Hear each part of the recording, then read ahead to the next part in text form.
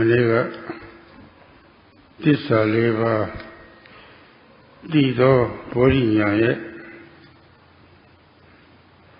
a talk say ban Day Passaddhi Sambojjhanga Samadhi the Day-37 level Tissa Leva Day-37 Yogi yet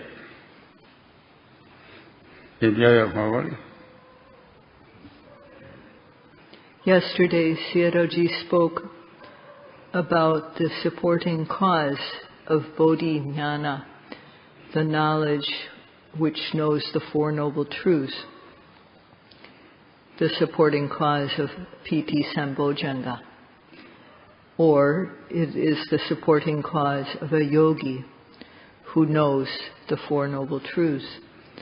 And today, according to the order, Sayadaw will speak about Passaddhi Sambojjhanga Samadhi Sambojjhanga and Upekkha Sambojjhanga.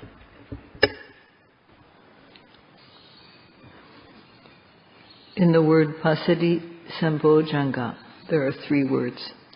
Passaddhi is one, Sambojja, Sambodhi is another, and Anga is the third. Passaddhi means cool peacefulness. And it's not like coolness of winter or any type of coolness that one would find unpleasant or not wanted. It's a truly necessary type of coolness.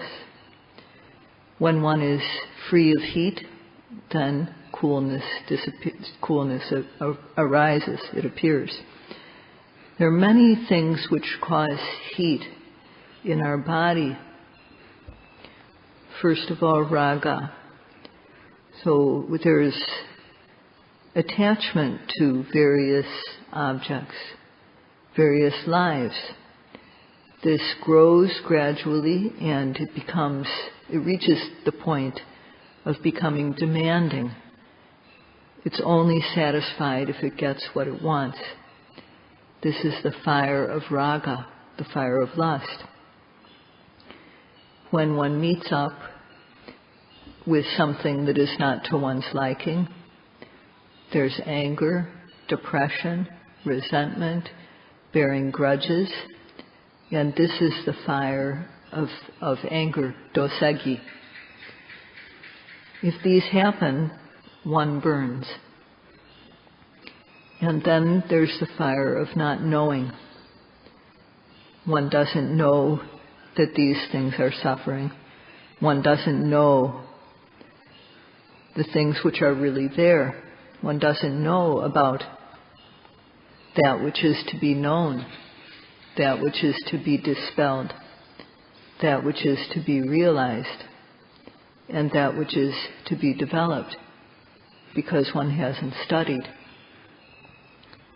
And when one doesn't know what is suffering and what is its cause, then one thinks of the opposite. Then one thinks that what is the opposite of true happiness is happiness, and one thinks that true peace is something to be afraid of. They think people who have this misconception think that because this meditation practice is for the end of new lifetimes, they think this brings a big death, and they fear the path of practice because of their attachment to life. Those who are attached to life and think they have a good life, think the things that they enjoy are good, they fear not having any new life. So when one doesn't know the true Dhamma, one goes the wrong way. And this is moha. There's wavering, lack of clarity. And for most people in the world, this quality is hidden from their view. It's submerged. When raga, lust, becomes extreme, one commits mistakes. When one's dosa, or anger, becomes extreme, one makes mistakes. And because of these, because of going to extremes and then acting on these, there are many problems in the world which are very difficult to untangle. So when one knows, one needs to learn, according to the text, about, one needs to know about what is true suffering and the truth. One has to learn about these and discuss if one doesn't understand from the text, and then so one then knows, oh, this is what suffering is. And then knowing this, one's attachment to the things that are not true happiness gradually decreases. And as one practices, one gains peace bit by bit. So when one practices sila, the training of morality, the gross type of heat no longer arises, the coarsest level of heat. And with the practice of samadhi, the medium level of heat is suppressed. And with the practice of knowledge, when knowledge arises, then the very seeds of heat are uprooted. They are put out. And when yogis know well, they come to realize this piece of heat dying down bit by bit. So for yogis who are careless, they will not even get a glimpse of peace. Careless yogis just look here and there, talk, and for them, they won't experience anything special. Yogis who are practicing respectfully, who are practicing meticulously, although their posture changes, they may be sitting or walking, standing, lying down, bending, stretching, leaning, whatever the yogi does, there's one's mindfulness is not dropping. One is noting at every single arising and always guarding the mind with vigilant mindfulness. So there's no mental defilements that can arise. The mind is protected, and this is what sati does, rekha verna goti. It protects the mind, and it blockades, creates a blockade so that kilesas can't come in. And because the mind is protected and defended in this way, it becomes secure, free of the defilements. So when one has 1 minute or 2 minutes, 3 or 4 minutes, where the noting is continuous, the noting is good and continuous, then at that time the mind becomes clear. And the qualities which enter the mind and make it muddy, which stir it up, these are no longer able to enter. So the mind becomes clear bit by bit. And at that time, pasada sada, the type of faith, it's called bright faith. It starts to arise. And if one continues to practice from this point, then one discerns mind and matter, or nama and rupa. And then one's faith increases more, although it's still not completely firm. As one continues to practice, one sees how nama and rupa are related as cause and effect. And then one is free of doubts, because one knows that mind and matter do not arise without a cause. They arise due to causes.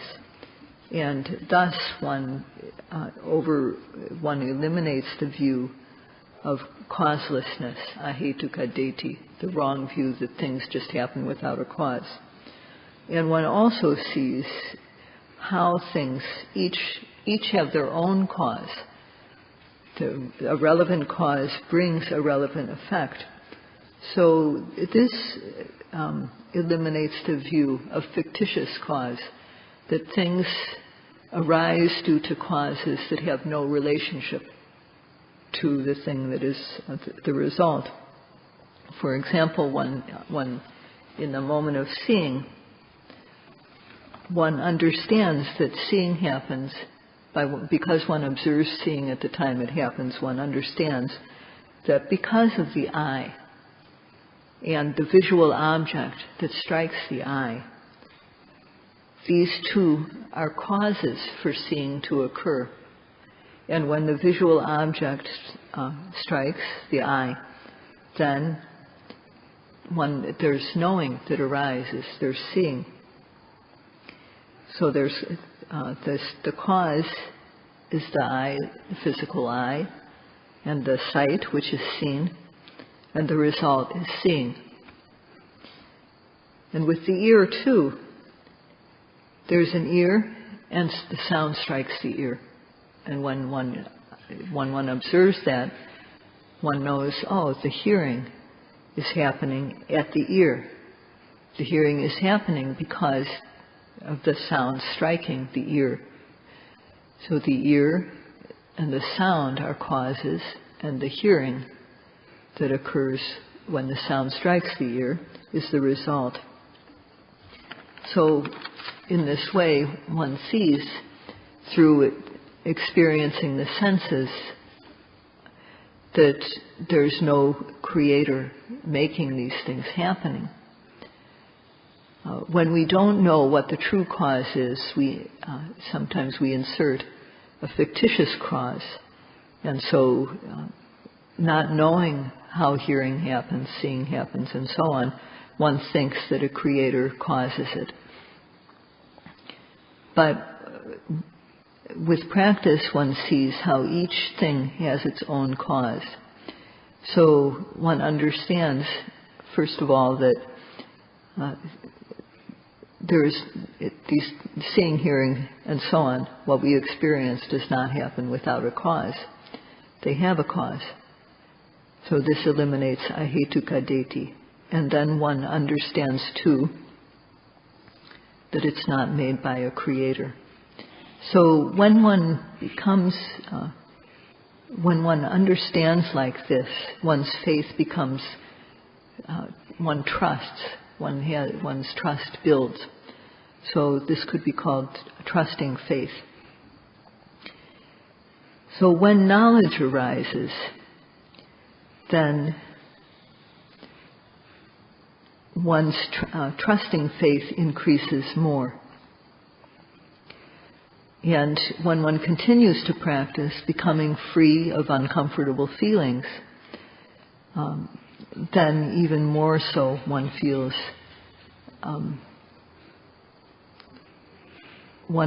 this trusting faith in what one is doing. And especially when one sees the fleeting arising and passing away of phenomena, how the old is continually being replaced by the new, one after another, the mind becomes very, very clear. And at that time, light emits from one's body, light comes out of the body, and one's knowledge and observation is very agile and quick. So at this point, one feels decisive about the path. This path is definitely right. One feels this adhimauka, which is also trusting faith, decisive faith. So initially, yogis may have had other beliefs, but when one understands how things truly happen, then the wrong ideas about things, how things happen, disappear. One no longer believes them. And similar to when light arises, darkness is dispelled. So knowing the correct way that things happen, one no longer believes in the wrong way. So clear faith arises when the mind is free of nivaranas, the obstacles to concentration. And this trusting faith arises because of what we come to know in the practice. In the stream of one's life, that is the stream of kaya, vedana, chitta, and dhamma, matter, feeling, consciousness, and general things. If one observes every object that arises, then the mind becomes clear. So one has heard about this quite fully. And when one practices, one can compare. Actually, one doesn't need to deliberately compare. One knows automatically when one experiences this clarity in one's practice. One knows that what is said in the text and and the experience are directly correlating. One knows that the experience is in agreement with the text. And at this point, accepting faith, okapana sada, arises. And one's sati is good. It's firmly established. And it's able to note even small objects at this point.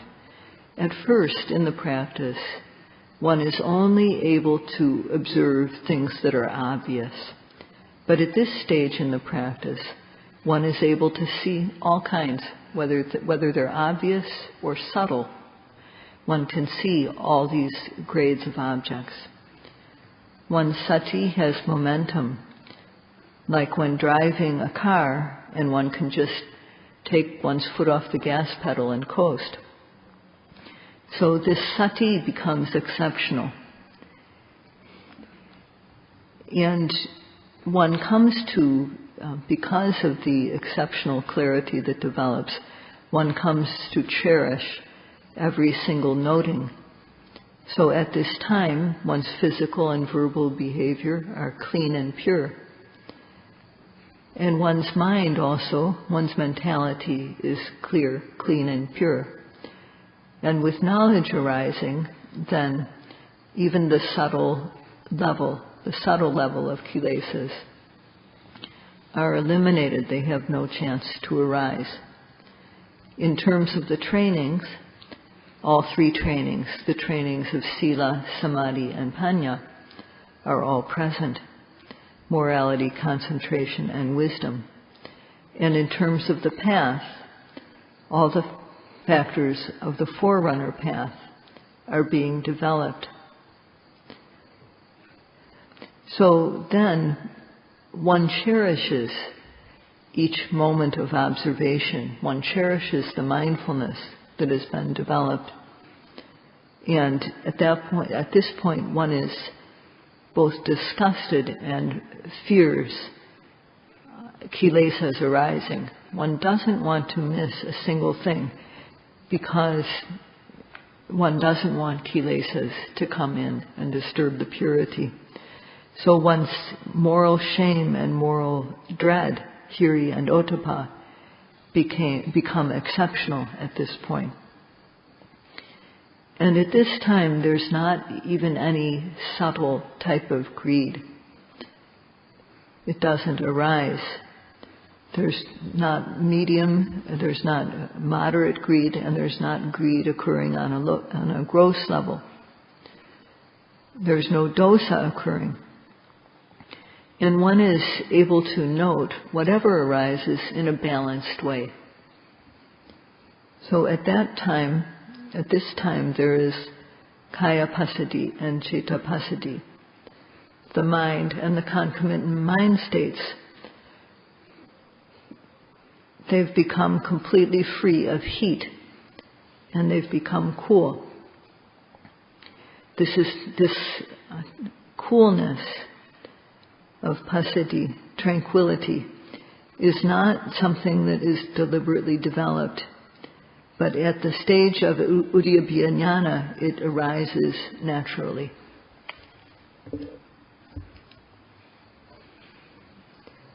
Because one knows how things arise and pass away in a very fleeting manner, one starts to feel there's no heaviness in one's body at all. When one's sitting, one feels light. When walking, one feels light. Bending and stretching, leaning and so on, one feels quite light and easy. And this is very, very clear. And at that point, there's no sort of sticky points in one's noting. There's nothing that's difficult about one's observation. And there's also no missing. One doesn't miss anything. And one becomes skilled, very skilled in what one is doing. This is the quality of paguna. So when one encounters these special dhammas, the quality of uprightness, uzuka, arises. And one's mind becomes very straightforward and honest. And if one has erred in the past, one remembers this and one wants to set things straight. One confesses, one admits one's faults. And one also wants to avoid doing anything that is not upright. Very importantly, one knows what one is lacking. And because one sees this, one fills up the gaps that one sees, and thus one progresses in the practice. And in particular, one remembers the past things that one has done wrong, and one wants to set one's life straight. So one does this, no matter how great the wrong was. One, first of all, is open with oneself about the wrong, and then to one's teachers. So this honesty, uprightness, is the quality of a true human being. And it is not easy to develop such uprightness without practice, but we get this through the practice. Those who have reached this stage, this type of situation, have an upright mind. So there's no way that there's going to be any crookedness of mind arising. It's said that those who are upright always have plenty to eat, because when one is upright and honest, others recognize that, and trusting you, they will want to be friends. They will want to associate with you. If one is crooked, then other people won't trust that person, won't want to hire them, won't want to be friends. In society, this quality of being upright is very important for a society to work. So at this time, the 5 factors of a person who can realize special Dhamma, the 5 Padanyanga, are fulfilled. Because faith, there's this Okappana faith, has become fulfilled. One understands the quality of the Dhamma at this point, that the Dhamma is that which uplifts the one who practices the Dhamma. It elevates one. It makes one who practices it, it makes one's behavior physically, verbally, and mentally cool and peaceful. So one understands the quality of the Dhamma, and one understands too that the Buddha only preached this Dhamma after having become cool and peaceful himself. So one understands in a very simple way about the qualities of the Buddha. It said, Santo so bhagava samataya dhammang deseti. The Buddha, our true refuge, the Buddha, who became enlightened over 2,500 years ago, having fulfilled the paramis. Santo, he only after he had become free of agitation did he teach the Dhamma. Ordinary people are always agitated with either lust, there's the agitation of lust, the agitation of anger, the agitation created by ignorance, confusion. Whenever kilesas are occurring, there is agitation. There's no peace. The Buddha, first of all, quieted down and put out all the agitation of the kilesas, and only then did he teach the Dhamma, which is the way to create this still, cool, peaceful state. So at this point one understands, when one feels this cool peacefulness for oneself, one understands the quality of the Buddha, that he was free of all agitation of kilesas. So one comes to know about the qualities of the Buddha in this way. And so one's faith is strong. And regarding health, at this point in the practice, people who were initially unhealthy gain their health. The mind is upright, so it's straightforward and honest. There's no pretense or maya regarding qualities one doesn't have. And there's no hiding of one's faults. One is completely honest. One's effort has increased and has momentum. And one sees the fast arising and passing away of phenomena. So if one has reached this situation, then just continue to practice, because in this life you will gain the special, excellent Dhamma. So for the yogis who have been here for more than a month now, examine yourself. And you can decide for yourself based on this, if this situation is what you are experiencing, then you definitely can gain special Dhamma if you continue. This part of the practice is very satisfying.